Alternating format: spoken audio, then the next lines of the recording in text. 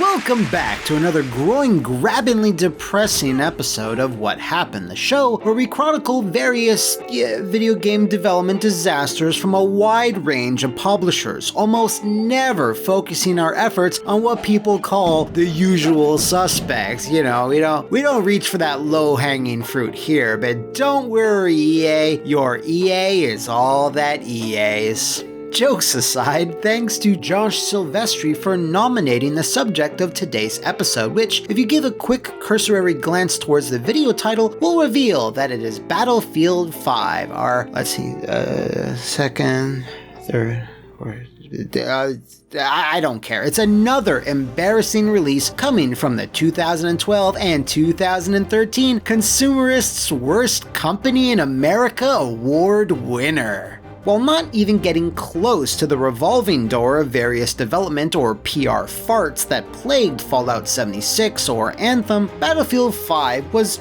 no slouch. Its problems break down into a cornucopia of categories and subcategories. Misguided and tone-deaf marketing campaigns, too little too late course correction, a buggy broken launch period, missing features, lack of transparency, missed deadlines, canceled modes, broken promises, lack of consistent content, lack of proper dev time and testing, and pressure from the competition. All the hallmarks of the standard EA What Happened template. So, without further ado, let's put on our bibs, pull our chairs closer to the trough, and let's dig in.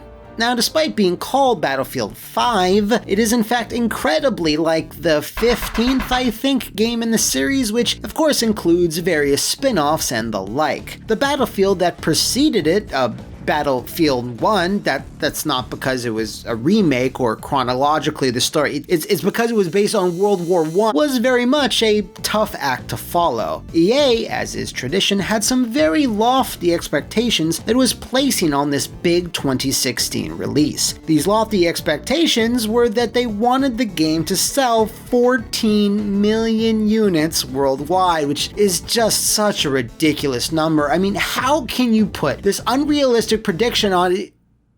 Okay then. So yes, no matter which way you sliced it, DICE, the Swedish developer behind the series who also gifted the world with Mirror's Edge and then cursed the world with Mirror's Edge Catalyst, had a mighty big task ahead of them, and they only had 2 years to do it, and with roughly half their workforce to do it with. DICE's output, ever since being bought by EA in 2006, had a habit of fluctuating. Any given year, they'll have just one release. The next, 2 of them, and then the year after that, 0 of them. There was never a consistent pattern, unlike, say, Call of Duty, its biggest single competitor. Following their monstrous success with Battlefield 1 in 2016, they released Star Wars Battlefront 2 the next year, and, that went well. And when I say well, I mean Battlefront 2 is still a constant request for this very show. All this to say is that EA probably wanted to maybe mask the smell of that dying tauntaun and hope to do so with another Battlefield and maybe raise their profit margins in the process. Now, you can see where all of this is going. We just released a very, divisive game, yeah, let's go with that costs a fair bit of money. That's accurate, and we're going to need to keep working on said game to make sure things don't get worse. Meanwhile, let's have the same guys push out another game, fingers crossed, to make people forget the shit that we did 12 months ago. EA, the numbers don't lie, and they spell disaster for you as sacrifice. Regardless, the marketing machine started to grind its giant gears and spin its giant wheels and let the world know that a new Battlefield was on the horizon and would be dubbed Battlefield 5. Even though it takes place during World War II, which, going by the last numbering convention, it should be called Battlefield 2. There was already a Battlefield 2, so then Battlefield 2 28, we fucked it all up, just call it 5V, just whatever. Since there wasn't a whole lot of time to create something brand new here, a unique setting or a gameplay hook, they tried to do some surface level things differently instead. Even though this technically was a sequel to Battlefield 4, which had a large cohesive single player story, DICE was still opting for the smaller bite-sized campaigns of BF1. Women exist in the world, that's new. Let's put them in there. Little skill trees for each class, and let's have them make like little forts to fend off invaders, and yeah, Bob's your uncle. The thing with a lot of Battlefield fans though, which you could say of any large fan base, is that they want everything in one bag, but they don't want the bag to be heavy. They want something familiar, but not too familiar, something different, but not too different, and wild ideas like women were not taken well. You don't like having a woman in your squad? The Battlefield series prided itself on historical accuracy, something up to that point it had absolutely never wavered from. So many fans let their feelings be known to EA and DICE. Both companies, for their part, defended these decisions and cited several examples of women actually participating in the fighting during the war, but also added that they would always prioritize fun over historical accuracy. But despite what they said, very quickly, the marketing campaign started to change tact ever so slightly and tried their best to lean into the tone most had come to expect from the series. The last thing EA needed here was another barrage of vicious review bombings of their next big expensive war game. Leading up to its November 20th, 2018 release, and it managed to quell some, but certainly not all of the tumult coming from the fanbase. In fact, an industry analysis firm, hey, I know this is random, but does anyone remember Michael Pachter? Michael Pachter claimed that pre-orders for Battlefield 5 were down 85% when compared to that year's Call of Duty, which I can't imagine made EA very happy. It seemed like a lot of people were waiting for the game to, actually launch and then judge it based on the final product, but Battlefield's had a habit of releasing in less than optimal states. Battlefield 5 kept with that tradition.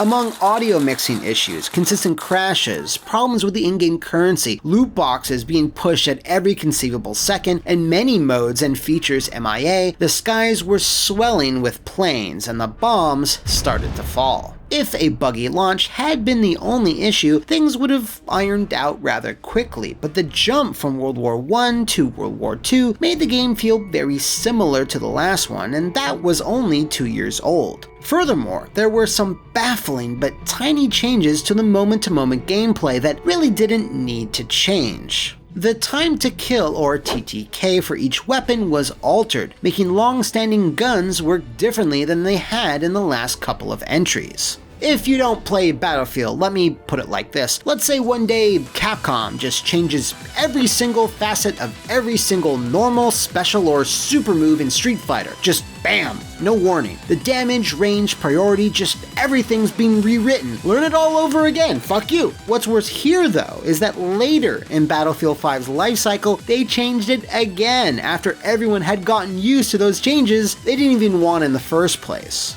Of course, aside from all this minutia, the main fault of the game was promising new modes and features and simply not delivering on them. EA and DICE announced that Battlefield 5 was going to get its own, act surprised, Battle Royale mode, dubbed Firestorm.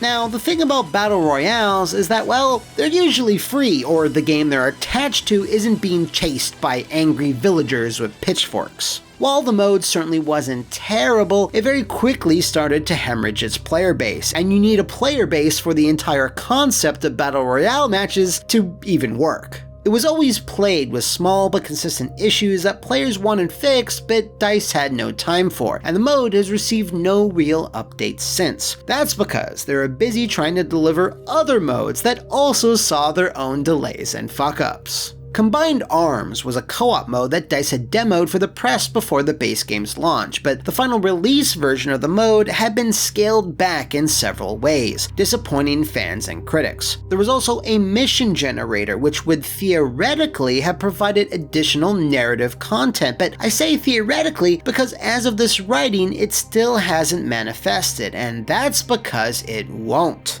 DICE and EA announced not even long ago that they would stop supporting Battlefield 5 after its final June update, which will vaguely consist of new content, weapons, and tweaks. And if my eyes don't deceive me, June puts that squarely in the middle of the year, meaning that the game lasted for about 18 months. It's the telltale signs of a crew knowing when to abandon a sinking ship.